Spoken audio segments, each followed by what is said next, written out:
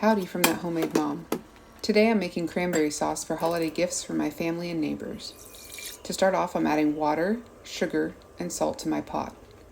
I'll put this over high heat and stir occasionally to help the sugars dissolve, then bring it to a boil.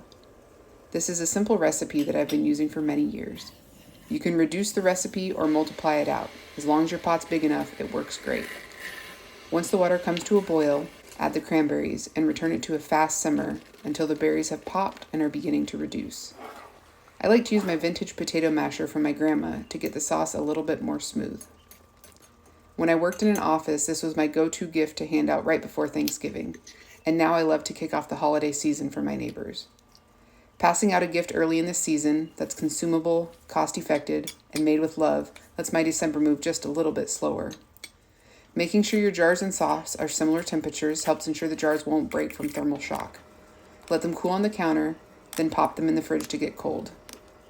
When I'm ready to deliver, I add a label with all the ingredients, and when I hand them out, I remind people that they are not canned and need to be refrigerated.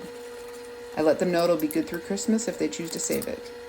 As always, if you need a more detailed approach, check out my detailed videos on my channel. Thanks and have a great day.